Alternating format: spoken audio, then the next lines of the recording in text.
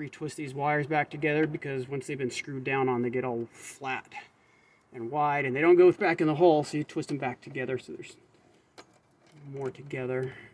Just tuck that low voltage thing out of the way. They actually give you a little zip tie in the bag you can use to zip tie it and keep it out of the way, or you can just push it out of your way. No requirement there, just whatever you feel is best. I like connecting ground wires first. That way, if there's ever some sort of a current issue, at least you're grounded. Now this can be tricky because we're going to do these push connectors. If these wires are in a nice tidy shape, you can just simply push them straight in and it'll push through the spring and clamp them. You don't have to mess with releasing the spring clip with a small screwdriver. Let's see if it's going to work for us. There we go. Now, you know one thing, this previous install, this piece of wire is pretty darn short. There's a risk that that spring clip gets pushed through and grabs the insulation. So I want to make that stripping more like a 1/2 inch instead of a 1/4 inch. Because I want to be darn sure. No, it's not going to come off. I'm going to cut that tip.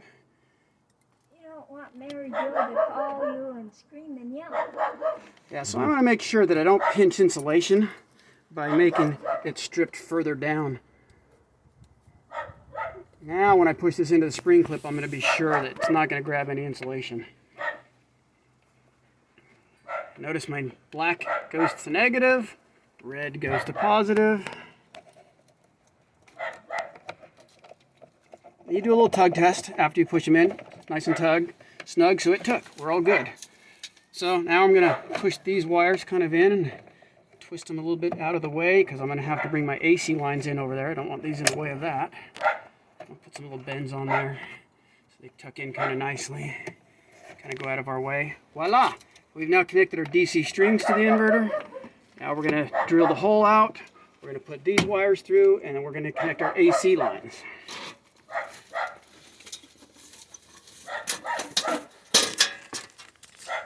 Let's see, will this line up and make it?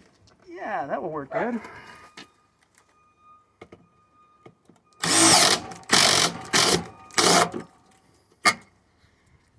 going to use a little piece here just to test my... Oh, perfect. I stopped just the right point. Been doing this for years. Now we'll feed our AC lines through.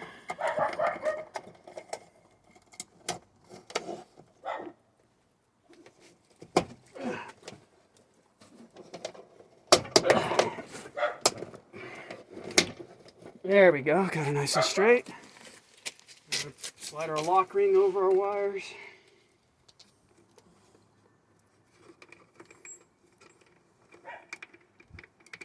Tighten our lock ring down. You want to make sure that's nice and snug so it pulls the fitting in tight to the inverter so that that will be waterproof. Don't want any water leaking in here. Tighten that lock ring down. You have this nice little tool that helps things out. A lot of people grab it with pliers, hit those little edges with a screwdriver and a hammer to tighten them. Doesn't really matter, whatever you got. It works, but make sure it's nice and snug. So this is tight against this, so water will not enter. All right, that's done. Now I'm going to connect my ground wires.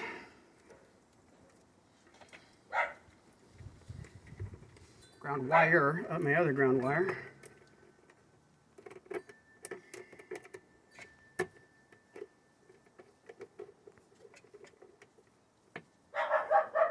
Make sure that set screw is nice and snug. You don't have to like break your screwdriver doing it, but you want to torque it really good. You can tug on your wire, make sure it's in there good. Now again, on the AC line, we're gonna, I don't want to mess with these. I got plenty of wire. I'm not worrying about making it. I'm gonna get rid of that old one, all that wire that's tweaked and not stripped enough. Get rid of that bad end. Give myself a little bit extra length of the stripped wire so I know I get all copper under the pinch spring.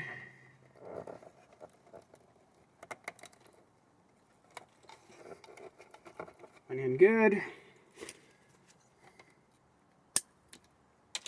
Now, line 1 and line 2, it doesn't matter if you're doing red or black to either one.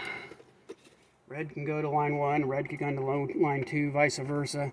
In this situation, it really doesn't matter. They're just two different 120 volt legs feeding the inverter.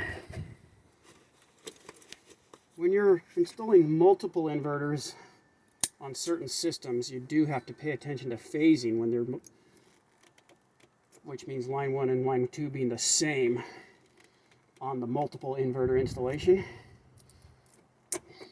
Just a little heads up if you're doing that.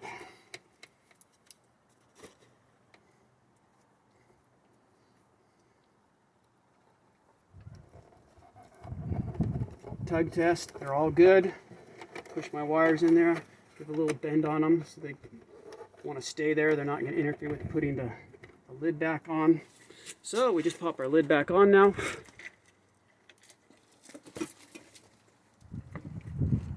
Questions, Zach? You said it doesn't matter with the line 1, line 2. If you wanted to, could you put the red with the red side on line 1? Yeah, it doesn't matter. It doesn't matter? If I had put the red in the line 1 side, Yeah. and the black in the line 2 side, it wouldn't matter. Okay, so... It's irrelevant. Okay. And that, comm wire that you ran, Yeah? do we have to put that in all new inverters? The Yeah. SM, that one thing you The connect... cell SIM card? card. Yeah. Yeah. Always? Yeah. Okay, I didn't know that. Unless it's an Energy Hub inverter. Okay. Energy Hub inverters come with a cell card pre-installed inside of them. You don't have to touch them. That's nice. But those are going with battery backup systems. It's a much more complicated install than this one. Yes. But yeah, standard inverters, they're always going to be an add-on that you have to install. Not just because this is a replacement. Okay. Even a brand new one on a new install. So I'm going to tighten the lid down. So how upset was that guy?